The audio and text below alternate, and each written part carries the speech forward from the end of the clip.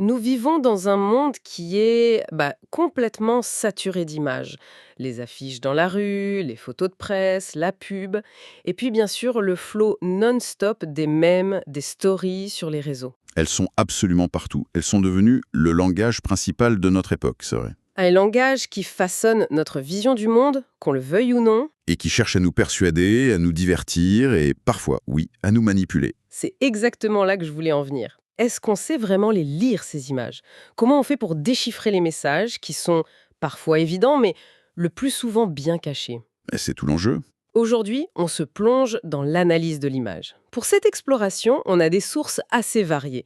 Des guides méthodologiques pour étudiants en art, mais aussi des analyses plus pointues pour les pros des médias. L'idée, c'est vraiment de décortiquer les techniques, les concepts clés. Oui, pour développer un regard plus critique, plus averti. En somme, ne plus seulement voir les images, mais apprendre à les comprendre. C'est un outil essentiel aujourd'hui. Allons-y. Allons-y. Alors, pour commencer par la base, qu'est-ce que c'est, au fond, l'analyse d'image? Eh bien, les sources la définissent de manière assez simple. C'est l'examen des éléments visuels. Les couleurs, les formes, la composition, ce genre de choses. Exactement. Pour en saisir le sens et l'impact. Et ce qui est fascinant, c'est le point de départ de toutes nos sources, c'est une distinction fondamentale entre deux concepts, la dénotation et la connotation. Ça sonne un peu académique, ça. Ça l'est un peu, mais c'est la clé de tout en fait. La dénotation, c'est la description la plus objective possible de ce qu'on voit. Le sens littéral, quoi. D'accord, donc si je vois une photo d'une pomme rouge sur une table, la dénotation, c'est «il y a une pomme rouge sur une table». Et c'est tout. Voilà, c'est exactement ça. Une source donne un autre exemple très simple, un panneau routier avec un cheval dessiné dessus pour signaler un centre équestre. La dénotation, c'est « ce dessin représente un cheval ». C'est factuel. Ok. Mais c'est là qu'intervient le deuxième niveau, la connotation. Et là, c'est l'interprétation subjective, le ressenti, le sens second, tout ce que l'image évoque. Ah, et là, avec notre pomme rouge, on peut partir dans toutes les directions. Le péché originel, la santé, Blanche-Neige, ou même le logo d'Apple. Précisément, l'objet est le même, mais le sens change complètement selon notre culture. Et pour le cheval, c'est pareil. Le même dessin utilisé dans le logo d'une entreprise de transport. Il ne représente plus juste l'animal. Non, il suggère la rapidité, la puissance, la liberté. C'est là en fait que tout le message caché, toute la charge culturelle et symbolique vient se glisser. C'est la différence entre ce que l'image montre et ce qu'elle évoque. C'est très clair. Mais alors, comment on fait pour pas se perdre dans toutes ces interprétations? Pour passer d'une observation un peu au hasard à une analyse vraiment structurée? J'ai vu dans une source qu'il y a une sorte de checklist, une boîte à outils. Oui, et c'est très pratique. Le premier outil, c'est de regarder le cadrage et l'angle de vue. Le cadrage, ce n'est pas juste la taille de l'image, c'est un choix. Est-ce que c'est un plan d'ensemble qui situe la scène, Hmm. ou au contraire un très gros plan sur un visage qui nous plonge dans l'intimité, dans la psychologie du personnage? C'est ça. Et l'angle de vue est tout aussi puissant. Une photo prise en plongée, donc de haut en bas, va écraser le sujet, le rendre fragile, vulnérable. À l'inverse de la contre-plongée, de bas en haut, qu'on voit tout le temps au cinéma pour magnifier un héros, lui donner de la puissance. Jamais on ne filme un grand méchant en plongée. Ce n'est jamais un hasard. Pensez aux portraits officiels des dirigeants politiques, souvent une très légère contre-plongée pour donner de la stature. C'est une véritable rhétorique visuelle. Et puis il y a les couleurs et la lumière. Bien sûr, une source détaille bien la symbolique des couleurs, qui est très culturelle. En France, le rouge, c'est la passion, l'amour, mais aussi le danger, l'interdit. Et le bleu, la confiance, le rêve. Pas étonnant que ce soit la couleur des banques. Et la lumière, elle sculpte l'atmosphère. Elle guide notre regard. Une lumière dure, avec des ombres très marquées, comme dans un film noir. Ça ne raconte pas du tout la même histoire qu'une lumière douce et diffuse. Absolument. D'ailleurs, une approche un peu plus académique, dans les sources, la sémiotique visuelle, fait une autre distinction intéressante entre les signes iconiques et les signes plastiques. Alors là, il faut nous expliquer. C'est une façon de décomposer encore plus finement la grammaire de l'image. Les signes iconiques, c'est simple. Ce sont ceux qui ressemblent aux objets du monde réel. C'est notre cheval, notre pomme, c'est la reconnaissance de l'objet. D'accord, le quoi? Qu'est-ce qui est représenté? Et les signes plastiques, eux, c'est le comment. Ils s'intéressent aux lignes, aux couleurs, aux textures, à la composition. Et comment ces éléments purs créent du sens. Par exemple, une composition avec beaucoup de lignes diagonales va créer une sensation de dynamisme, de mouvement, voire de déséquilibre. Hmm, peu importe ce qui est représenté. Exactement. Alors qu'une composition très stable, avec des lignes horizontales, évoquera le calme, la sérénité. C'est fascinant, c'est comme une couche de sens purement abstraite qui s'ajoute. Et pour compléter cette boîte à outils, une source sur la photo de presse ajoute un élément que je trouve capital, les données sources. Essentiel. Une image, ça n'existe jamais dans le vide. Qui est le photographe? Pour quelle agence? Pour quel média il travaille? Dans quel contexte la photo a été prise? Et, surtout, publiée. Et ça peut tout changer. Une photo de manifestation, selon qu'elle est publiée par un média proche du gouvernement ou par un collectif militant, elle ne racontera pas du tout la même chose. Pas du tout. Le cadre de diffusion fait partie intégrante du message.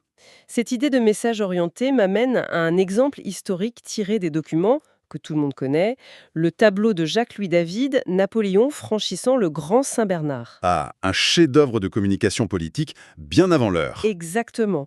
Si on fait la dénotation, c'est simple, on voit un homme sur un cheval blanc cabré, il pointe vers le haut, décor de montagne. Mais si on sort la boîte à outils, C'est une autre histoire. On découvre une véritable machine de propagande. D'abord, la composition, une grande diagonale qui monte de gauche à droite. qui dans notre culture symbolise l'ascension, la marche vers la gloire. C'est à ce point calculé. Chaque détail. La lumière est concentrée sur son visage, idéalisé, calme, alors que le cheval est fougueux. Le message est clair. Lui seul peut maîtriser cette énergie. Et puis à ce détail incroyable au premier plan, gravé dans la roche. Oui, on peut lire les noms d'Hannibal et de Charlemagne, juste sous celui de Bonaparte. Il s'inscrit littéralement dans la lignée des plus grands. C'est pas un témoignage, c'est une construction, l'équivalent d'un post Instagram ultra mis en scène du début du 19e siècle. C'est exactement ça. Et une autre source mentionne que la réalité était bien moins glorieuse. Il existe d'autres peintures qui montrent Napoléon sur une simple mule, l'air fatigué, emmitouflé dans son manteau. La comparaison est édifiante. On voit bien comment l'image peut construire un mythe. Tout à fait. Et ce pouvoir, on le retrouve tous les jours dans la publicité. Oui, pour nous vendre un parfum, une voiture, un yaourt. Les sources sont claires, le but, c'est de vendre. Et elle cite souvent un modèle d'analyse, le modèle AIDA. Oui, AIDA, un acronyme pour un parcours en 4 étapes. Attirer l'attention, susciter l'intérêt, provoquer le désir et enfin, pousser à l'action. On attire l'attention avec un visuel choc, on suscite l'intérêt, on provoque le désir en associant le produit à des valeurs, le succès, le bonheur. Exactement. Prenons l'exemple d'une pub pour le parfum J'adore de Dior. La cible est claire, les femmes. L'image, souvent avec une égérie comme Charlize Theron, ne vend pas une odeur, c'est impossible. Non, elle vend une identité. Elle vend une incarnation de la femme puissante, libre, glamour. La couleur or, la posture, le décor luxueux, tout concourt à créer cette aura. Ce qui est frappant, c'est que la pub ne vend pas le produit, mais la personne qu'on pourrait devenir grâce au produit. Le slogan «J'adore», c'est une affirmation de soi. Et un détail très fin soulevé par l'analyse, le flacon est presque toujours montré fermé, intact. Ah oui, Il n'est pas en usage. L'image met en scène la rencontre désirable entre cet objet, symbole d'un idéal, et sa cible. Tout est pensé pour déclencher l'achat. ce mot «penser», «calculer», ça me fait penser à la dernière partie de nos sources. On bascule dans une autre dimension avec l'intelligence artificielle. Absolument. On passe d'une analyse qualitative, humaine, à une analyse quantitative à très très grande échelle. Et les applications sont déjà partout. Donnez-nous un exemple. En médecine, des algorithmes sont entraînés sur des millions d'images médicales, des IRM, des radios. Et ils apprennent à y détecter des motifs parfois invisibles à l'œil humain. Une IA peut aujourd'hui repérer des tumeurs avec une précision souvent supérieure à celle d'un radiologue. C'est incroyable! L'IA devient une sorte de super assistant pour le médecin. C'est l'idée. Autre domaine, l'automobile. La voiture autonome doit voir et interpréter la route, les panneaux, les piétons en une fraction de seconde. C'est de l'analyse d'image à très haute vitesse. Et bien sûr, la sécurité, avec la reconnaissance faciale. Et évidemment, c'est l'application la plus connue. Elle utilise des technologies qu'on appelle des réseaux de neurones convolutifs, des CNN.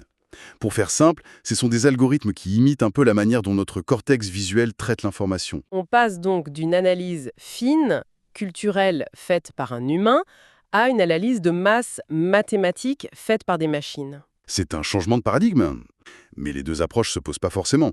L'une cherche le sens, le symbole, l'autre cherche des motifs, des données.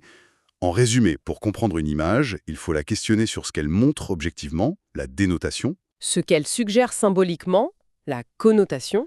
et ne jamais oublier le contexte. C'est un dialogue constant entre la forme, le contenu et l'intention. Alors, qu'est-ce que tout ça signifie pour nous au quotidien?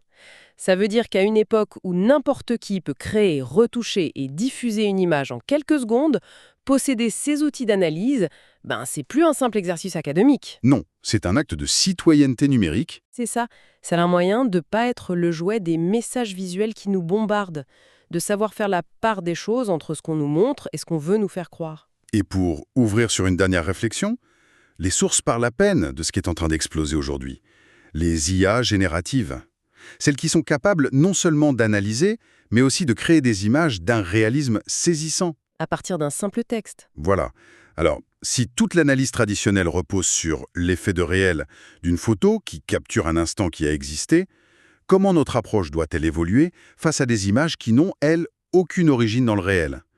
Quelle est la valeur d'une preuve par l'image, quand l'image elle-même peut être une pure construction, indiscernable de la réalité? C'est peut-être ça, le prochain grand défi de notre éducation au regard.